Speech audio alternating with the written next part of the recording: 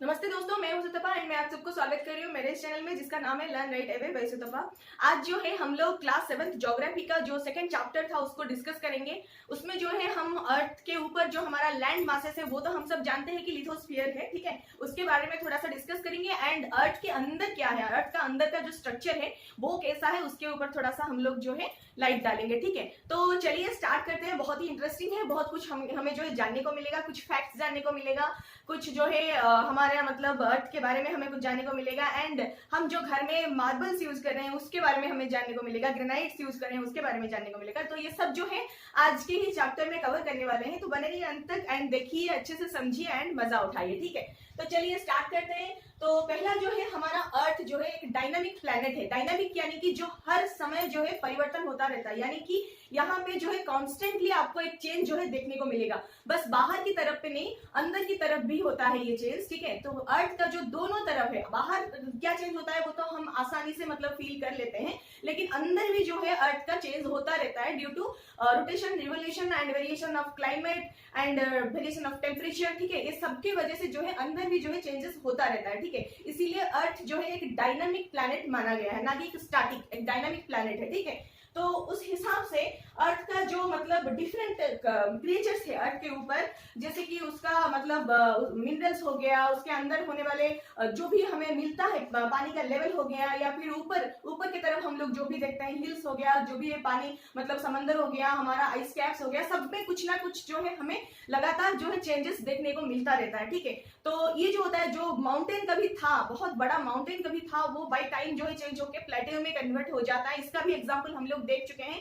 हमारा जो अरावली प्लेटेयू जो है वो एक्चुअली में एक माउंटेन था, ठीक है। हिमालय से भी बहुत बड़ा माउंटेन था and one of the oldest and largest mountain था वर्ल्ड का, ठीक है। लेकिन वो अभी बाय टाइम जो है रिड्यूस होके मतलब इरोड होके एक प्लेटेयू में कन्वर्ट हो गया है, ठीक है। तो ये जनरली चेंज का ही असर जो है हमें देखने को मिलता है। उस हिसाब से जो है माउंटेन फॉर्म होता है, माउंटेन डिसअपियर करता है, प्लेटेयू में कन्वर्ट होता है, प्लेटेयू जो है और भी छोटा बन जाता है और छोटे छोटे जो पत्थर होते हैं वो एक दिन जो है मतलब इरोड होके मिट्टी में कन्वर्ट हो जाते हैं। तो इस हिसाब से जो है हमें बहुत सारे चेंजेस जो है देखने को मिलता है। तो उससे बहुत छोटा सा चीज जो है, थोड़ा सा ही बहुत कुछ मतलब एकदम बेसिक सा फंडामेंटल सा चीज जो है हम आज जो है डिस्कस करेंगे इस वीडियो में। तो बिल्कुल अंत तक देखिए एंड उससे पहले एक चीज जो है आपको याद रखनी पड़ेगी, एक इंपोर्टेंट फैक्ट है, वो है हमारा अर्थ का रेडियस, ठीक है। तो हमारा अर्थ का रेडियस जो है कितना है, अर्थ का रेडियस जो है 6371 किलोमीटर है, यानी कि 6371 किलोमीटर है रेडियस जो है, ठीक है। डायमीटर तो इसका डबल होगा, डायमीटर अगर पूछा जाएगा तो इसका डबल होगा। तो एग्जाम में जब भी क्वेश्चन आता है अच्छी तरह से समझ लीजिए, पढ़ लीजिए, क्योंकि कभी रेडियस दिया होगा और ये भी ऑप्शन में रहेगा, कुछ इधर उधर करके डिजिट भी रहेगा एंड इसका डबल भी जो है वहां पे रहेगा। तो रेडियस कहने से इतना ही आपको मार्क करना है। अगर डायमीटर पूछा गया है तो ध्यान में आना चाहिए कि रेडियस का डबल है एंड इसको जो है आपको डबल करके लिखना पड़ेगा। तीनों ऑप्शन जो है आपको 6000 आसपास ही मिल जाएगा एंड चौथा जो ऑप्शन है आपको अलग ही मिलेगा, ठीक है। तो उस हिसाब से आपको ध्यान रख के जो है ऑप्शन से ही करेक्ट आंसर चूज करना होगा, ठीक है। तो चलिए फिर इनसाइड ऑफ द अर्थ की तरफ चलते हैं। अर्थ के अंदर की तरफ क्या क्या चीज होती है, ठीक है। तो अर्थ जो है उसका जस्ट पूरा ऊपर का जो लेयर है उसमें हम लोग रह रहे हैं, हम लोग जो है लैंड सरफेस में रह रहे हैं। ये एकदम सा ऊपरी लेयर है, वो जो है लिथोस्फीयर में आता है एंड ये जो अपर मोस्ट लेयर है इसको हम लोग क्रस्ट बोलते हैं, ठीक है। CRUST, क्रस्ट, ठीक है। तो ऊपर वाला लेयर जो अर्थ का है ये सबसे पतला लेयर है। इसका जो विड्थ है वो जनरली 35 किलोमीटर होता है। कहाँ पे, हमारा जो लिथोस्फीयर है यानी कि हमारा जो कंटिनेंटल मास है उसके ऊपर, कंटिनेंटल मास मतलब हमारा जो देश विदेश वाला जो मास है, ठीक है। कंटिनेंट मतलब हमारा देश विदेश या फिर हमारा महादेश जो होते हैं उनको ही हम कंटिनेंट बोलते हैं ना। तो हमारा कंट्री एंड कंटिनेंट के ऊपर जो हमें क्रस्ट देखने को मिलता है उसका जो चौड़ाई है लगभग जो है 35 किलोमीटर तक वेरी करता है, ठीक है। एंड जो हमें क्रस्ट ओशन के अंदर देखने को मिलता है वो लगभग जो क्रस्ट है बहुत ही पतला रहता है, उसका जो विड्थ है जनरली 5 किलोमीटर रहता है, ठीक है। तो क्रस्ट जो है 5 किलोमीटर से लेकर के 35 किलोमीटर तक इसका विड्थ है एंड ये जो है हमारा जो क्रस्ट है जनरली हमारा अर्थ का जो इनसाइड के तरफ जितना मोटाई है, पूरा सेंटर तक हम जितना मोटाई देखेंगे उसमें से 1% जो है क्रस्ट में आता है, ठीक है। अर्थ का ऊपर से लेकर के एकदम अंदर तक, सेंटर तक हम जितना भी चौड़ा हो सकता है वो, अगर हम मान लीजिए अर्थ को अगर कोई बीच में से काट देता है, अगर फैला देंगे उसको, तो जो सेंटर वाला पोर्शन है अगर ऊपर आएगा तो उसका एकदम थिक लेयर हमें मिल जाएगा एक, ठीक है। तो एक थिक लेयर जो हमें मिलेगा उसका जो क्रस्ट वाला पोर्शन होगा वो कहाँ पे रहेगा, सेंटर ऊपर आता है तो क्रस्ट जो है नीचे आएगा, ठीक है। तो नीचे वाला पोर्शन अगर क्रस्ट होता है, मान लीजिए ये एक अर्थ है, ठीक है, ये हमारा अर्थ है, सपोज कर लीजिए ये बीच में जो है हमें सेंटर मिल रहा है, ठीक है, ये बीच में हमें सेंटर मिल रहा है, ठीक है। इसको अगर हम लोग ऐसे मतलब ऐसे करके काट देते हैं, बीच में से काट देते हैं अर्थ को, ठीक है। तो ये ऐसे खुल जाता है तो हमें ऊपर क्या दिखेगा, ये जो बीच में जो सेंटर था ये ऊपर आ गया, ठीक है। ऊपर आने से हमें ये जो ऊपर जो क्रस्ट था, ऊपर की तरफ जो एक कवर की तरह जो हमें क्रस्ट मिल रहा था वो कैसे आ गया, ऐसे आ गया, खुल गया एकदम से, और नीचे वाला पोर्शन जो है क्रस्ट हो गया, और अंदर ये जो सेंटर था वो भी खुल गया, ठीक है। तो हमें सेंटर यहाँ पे मिल रहा है, क्रस्ट जो है नीचे वाले साइड में मिल रहा है, ठीक है। तो ये जो क्रस्ट है जनरली अर्थ का जो है 1% एरिया कवर करता है, ठीक है, बस 1% कवर करता है, और बाकी जो लेयर्स हैं वो बाकी एरियाज में कवर होके रहे हैं, ठीक है। तो ये जो 1% है जनरली ये कितना विड्थ मतलब फैला हुआ है, 5 किलोमीटर से 35 किलोमीटर तक फैला हुआ है, ठीक है। 5 किलोमीटर कहाँ पे मिलेगा, ओसेनिक क्रस्ट जो होता है जनरली बहुत पतला रहता है, वो 5 किलोमीटर तक वेरी करता है, एंड जो 35 किलोमीटर है वो है कंटिनेंटल क्रस्ट, ठीक है। हमारा जो लैंड मासेस में हम लोगों को मिल रहा है क्रस्ट वो थोड़ा सा ज्यादा वेरी करता है, तो वो है 35 किलोमीटर तक, ठीक है। फिर इसका जो कंपोजिशन है जनरली थोड़ा सा डिफरेंट है, क्योंकि कंटिनेंट में हमें कुछ ज्यादा ही जो थिकनेस मिलता है उसकी वजह से उसका कंपोजिशन भी जो है थोड़ा सा डिफरेंट है। उसका जो कंपोजिशन है वो है सिलिका प्लस एल्यूमिनियम, ठीक है। मतलब हमें लैंड मासेस पे जो क्रस्ट मिल रहा है धरती का उसका कंपोजिशन है सिलिका प्लस एल्यूमिनियम, इसको आप शॉर्ट फॉर्म में ऐसे याद रख सकते हैं कि Cl, ठीक है, Cl। एंड जो ओसेनिक फ्लोर में हमें जो क्रस्ट मिल रहा है उसका कंपोजिशन ये है कि सिलिका प्लस मैग्नीशियम, तो सीमा आप ऐसे याद कर सकते हैं, ठीक है। तो ओसेनिक फ्लोर में हमें मिल रहा है सीमा, एंड हमें कंटिनेंटल फ्लोर में हमें मिल रहा है जो क्रस्ट, वहां उसका कंपोजिशन है Cr, ठीक है। Cr मतलब सिलिका प्लस एल्यूमिनियम, सीमा मतलब सिलिका प्लस मैग्नीशियम, ठीक है। तो ये था हमारे क्रस्ट के बारे में। क्रस्ट के बाद हमारा जो कोर होता है, यानी कि जो सेंटर वाला पोर्शन होता है धरती का, वो सेंटर से सटा हुआ है हमारा कोर, ठीक है। कोर से क्रस्ट के बीच में जो एरिया है वो है मेंटल, ठीक है। वो जो बीच वाला एरिया है उसको हम लोग बोल रहे हैं मेंटल, और मेंटल जो है जनरली 84% तक का एरिया जो है कवर करता है, एंड इसका चौड़ाई जो है 2500 किलोमीटर इन डेप्थ होता है, ठीक है, डीप होता है जनरली 2500 किलोमीटर। जिस जगह पे हमारा क्रस्ट जो है 35 किलोमीटर तक मिल रहा है उस जगह पे मेंटल जो है 2500 किलोमीटर तक जो है स्प्रेड होके रहा है। फिर आता है हमारा एकदम से अंदरूनी वाला पार्ट जो है, एकदम सेंटर वाला पार्ट जो है अर्थ का, वो है कोर, ठीक है। तो कोर यानी कि सेंटर से जो सटा हुआ है पोर्शन है वो जनरली हम लोग कोर बोलते हैं। तो वो जनरली 15% का एरिया जो है कवर करके रखा हुआ है, और उसका डेप्थ जो है इनर मोस्ट एरिया जो होता है अर्थ का उसको हम लोग कोर बोलते हैं। ये 15% का एरिया कवर करता है, इसका जो थिकनेस है 3500 किलोमीटर है, ठीक है। तो इस हिसाब से हमारा जो है तीनों लेयर मिल गया हमें। सबसे आउटर मोस्ट यानी कि अपर मोस्ट जो है क्रस्ट होता है, बीच वाला जो पोर्शन होता है मेंटल होता है, एंड जो अंदर वाला पोर्शन होता है वो कोर होता है, ठीक है। फिर कोर का कंपोजिशन कुछ ऐसा है कि वो थोड़ा सा वो मोल्टन स्टेट में रहता है, क्योंकि वहां पे बहुत ज्यादा हीट एंड प्रेशर रहता है, और वहां पे जनरली हमें दो टाइप का कंपोजिशन मतलब एक टाइप का मतलब कंपोजिशन देखने को मिलता है। उसमें दो डिफरेंट टाइप का मटेरियल्स हमें देखने को मिलता है। एक होता है हमारा निकेल, दूसरा होता है फेरम, ठीक है। तो निकेल एंड फेरम जो है अंदर कोर का कंपोजिशन में आते हैं।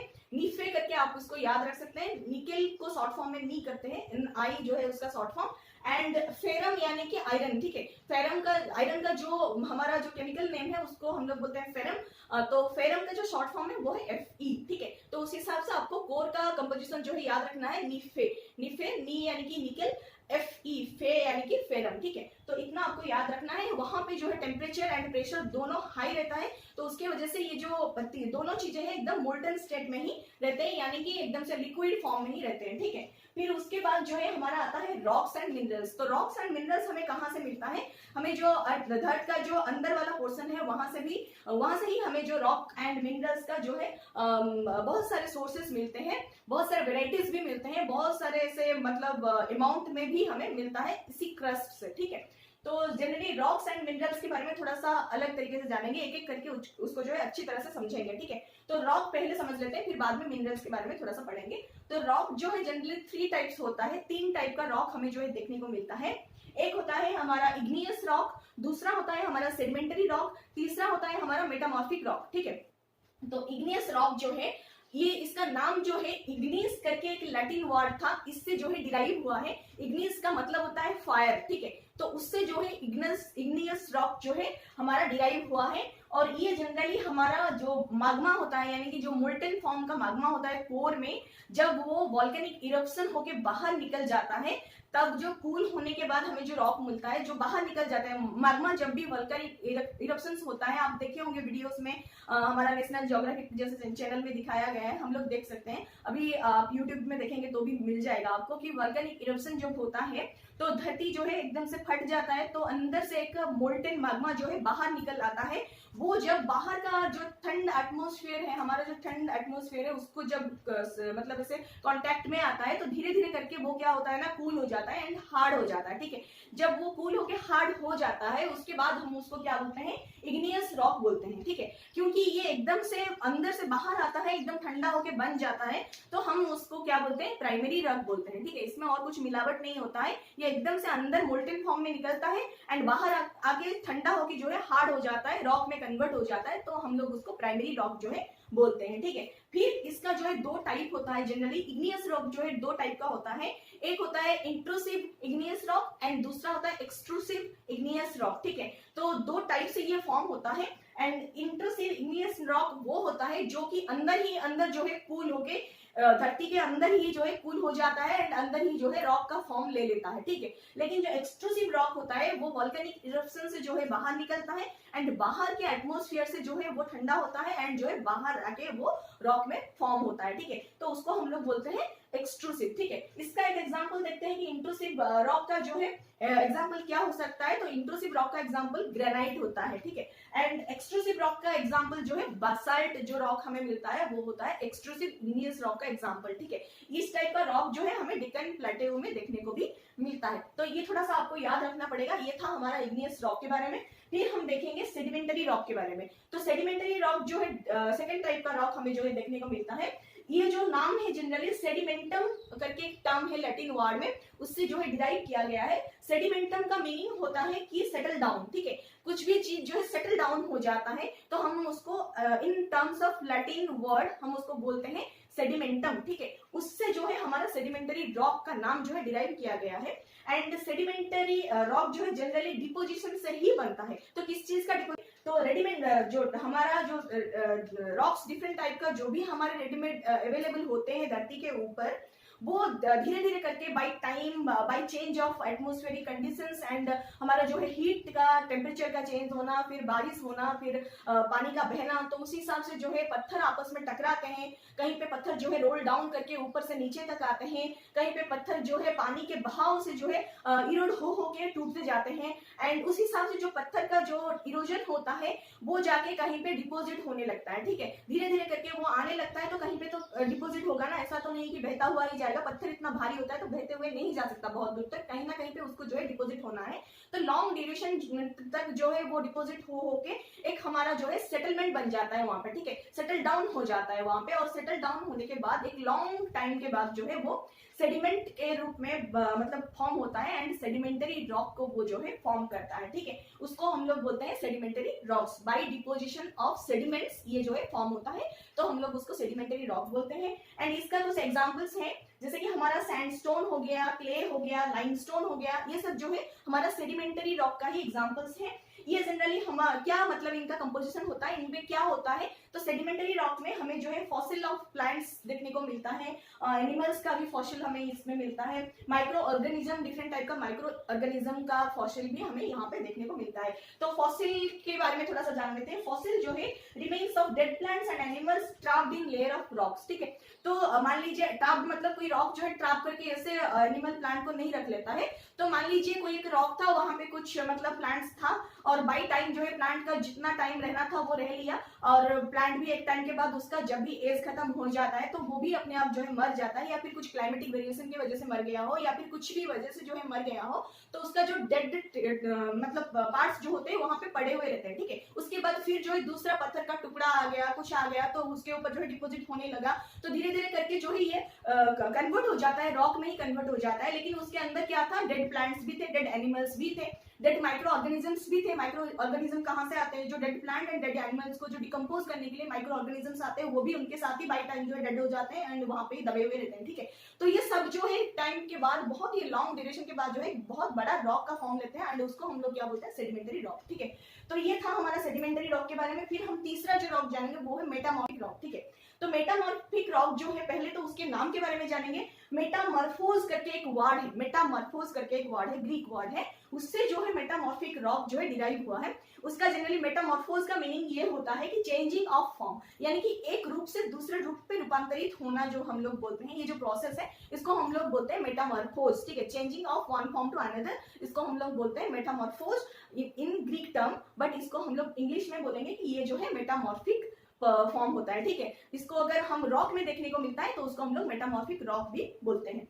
तो मेटामॉर्फिक रॉक क्या होता है? जो हमारा इग्नियस एंड सेडिमेंटरी रॉक जो होता है, दोनों रॉक जो होते हैं, इग्नियस रॉक जो है प्राइमरी रॉक है, एकदम से मोल्टेन मैग्मा बाहर आके कन्वर्ट हो जाता है, वो है इग्नियस रॉक। ठीक है, फिर सेडिमेंटरी रॉक जो होता है बाय सेडिमेंटेशन और बाय डिपोजिशन, ठीक है, ये बन जाता है रॉक। तो दोनों रॉक जब ग्रेट हीट एंड प्रेशर को जो है कांटेक्ट में आते हैं, उसके ऊपर जो है ग्रेट हीट एंड प्रेशर जब एग्जर्ट होता है, तो बाय टाइम जो है वो क्या होता है ना, मेटामॉर्फिक रॉक में कन्वर्ट होता है। बस रूप का ही चेंज होता है, उसका जो फॉर्म था इग्नियस एंड सेडिमेंटरी वाला जो फॉर्म था उसको हीट एंड प्रेशर के मतलब वजह से जो है, प्रेशर एंड हीट लगातार उसको मिलने की वजह से, बहुत ज्यादा हीट एंड प्रेशर, ठीक है, इतना नहीं कि बहुत कम हीट एंड प्रेशर में ही कन्वर्ट हो जाएगा, एंड ये भी बहुत लॉन्ग ड्यूरेशन में ही होता है, बहुत टाइम इसको चाहिए होता है, बहुत टाइम तक बहुत ज्यादा हीट एंड प्रेशर मिलने की वजह से उसका फॉर्म जो है चेंज हो जाता है। ठीक है, मतलब जो इग्नियस एंड सेडिमेंटरी था उसका फॉर्म जो है चेंज होके मेटामॉर्फिक रॉक जो है बन जाता है। ठीक है, तो बस changing of form to another,